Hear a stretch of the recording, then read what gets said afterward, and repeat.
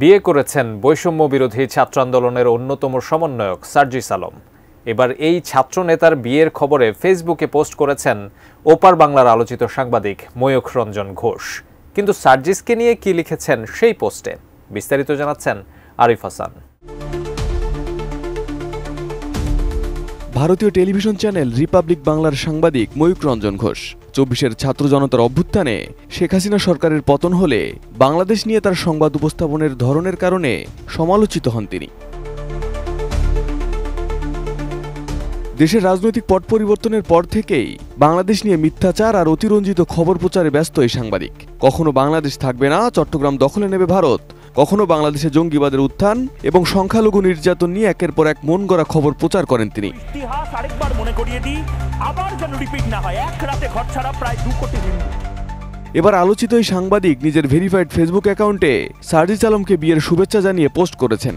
শুক্রবার রাতে ময়ূখ রঞ্জন ওই ফেসবুক পোস্টে লিখেছেন, থাকবে না সার্জিস আলম আর আইবুড়া থাকবে না, লড়াই চলতে থাকবে, তবে আজ যুদ্ধবিরতি। বাংলাদেশের অন্যতম জনপ্রিয় সমন্বয়ক সুবক্তা ছোট ভাই সার্জিস আলমকে বৈবাহিক জীবনের অনেক শুভেচ্ছা জানায় ভারত থেকে।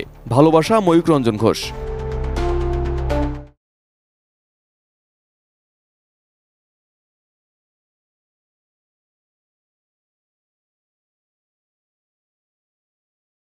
জানা গেছে, শুক্রবার নতুন জীবনের পথে পা রেখেছেন রাজপথের নেতৃত্বদানকারী সার্জিস আলম। এদিন বিকেলে যুব ও ক্রীড়া উপদেষ্টা আসিফ মাহমুদ তার ফেসবুক পোস্টে সার্জিসের বিয়ের খবর জানান। সার্জিস আলমকে শুভেচ্ছা জানিয়ে তিনি লিখেন, নবজীবনে পদার্পণে অভিনন্দন সার্জিস ভাই, বিবাহিত জীবন সুখের হোক। পোস্টের সঙ্গে একটি ছবিও শেয়ার করেন তিনি, যেখানে বরের সাজে দেখা যাচ্ছে সার্জিসকে। ছবিতে আরও রয়েছেন উপদেষ্টা মাহফুজ আলম, উপদেষ্টা নাহিদ ইসলাম, যুব ও ক্রীড়া উপদেষ্টা আসিফ মাহমুদ এবং বৈষম্য বিরোধী ছাত্র আন্দোলনের আহ্বায়ক হাসনাত আবদুল্লাহ। গাজীপুরের রাজেন্দ্র রিসোর্টে পারিবারিকভাবে বিয়ে সম্পন্ন হয়েছে সার্জিস আলমের। শুক্রবার আসরের নামাজের পর ঘনিষ্ঠ আত্মীয় স্বজনের উপস্থিতিতে তার বিয়ে অনুষ্ঠিত হয়।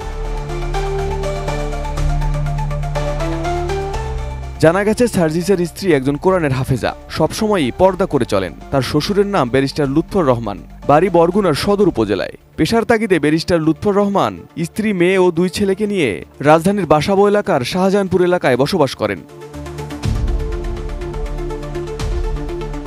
Arif Hasan, ATN news.